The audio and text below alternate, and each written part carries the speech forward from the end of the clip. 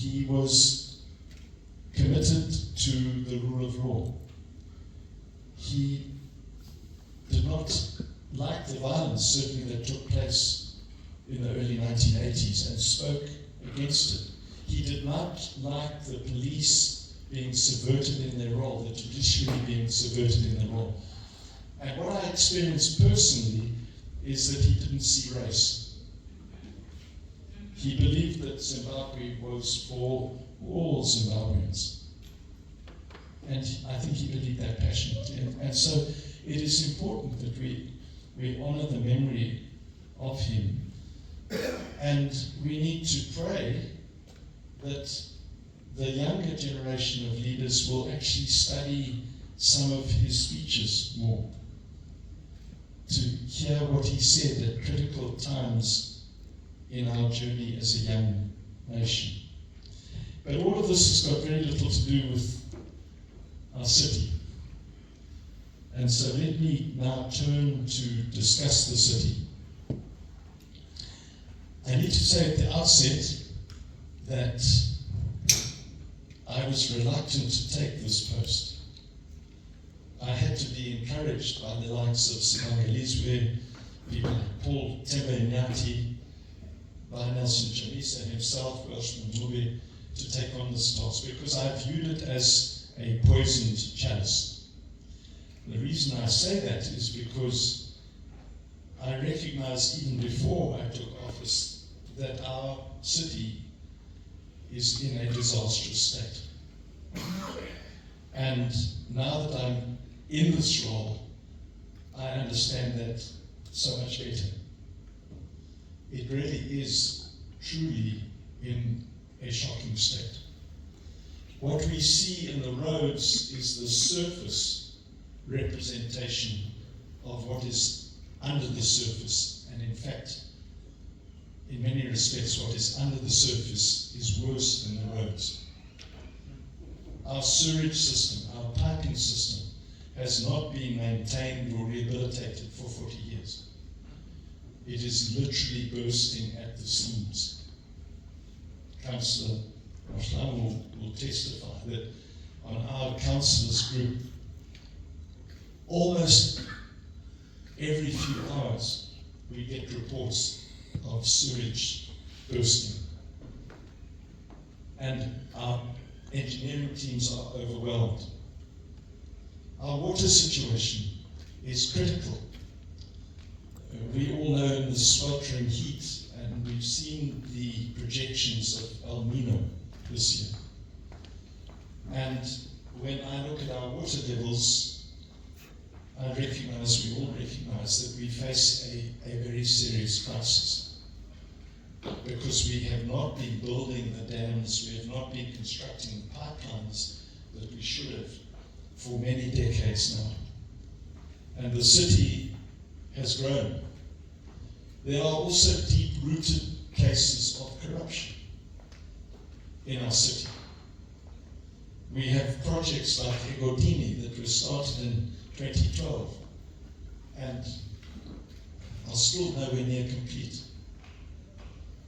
Our staff has very low morale because they are paid in Zimbabwe dollars. And as you've seen how the Zimbabwe dollar fluctuates, that is no way to pay a salary. And the council itself has to budget in Zimbabwe dollars.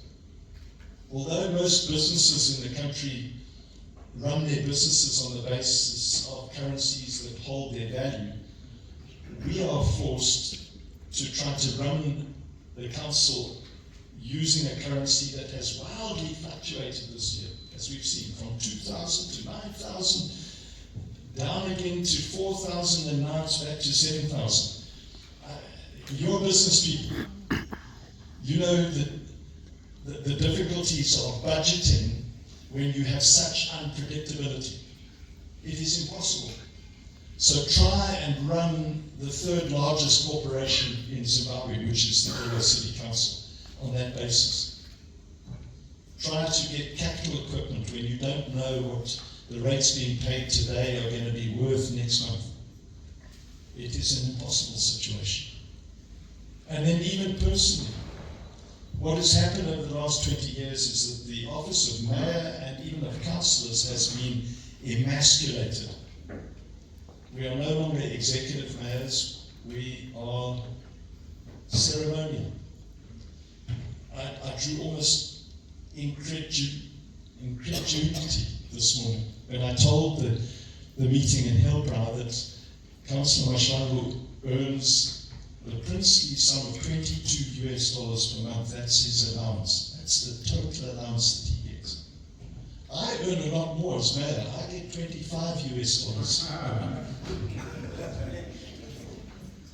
You may not believe it, but that is literally the total amount that we are paid for this job. I met with the mayor of Johannesburg last night, and he couldn't believe it. He simply couldn't believe that we are expected to run. But the problem that we face is that the expectation of people is that you are mayor, and therefore you will sort the city out. And I was daunted. Our Madam of Ceremonies is leaving, but it is a daunting prospect when people have such high expectations, where you know you do not have the legislative, the hard power to actually implement decisions. We are ceremonial. We have limited powers. Now, my purpose this evening is not to depress you. I've done a good job so far, haven't I? That is why I describe this as a poison chalice. But does it end there? Of course not. Of course not. We know that our city is unique. It has a unique history. It has a unique culture. It has a unique spirit. It has unique architecture. It has the best architecture in the country.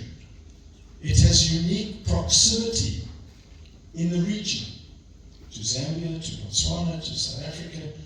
It has the beloved Matopus just there. It has the infrastructure that was there before. So it is a city with immense potential.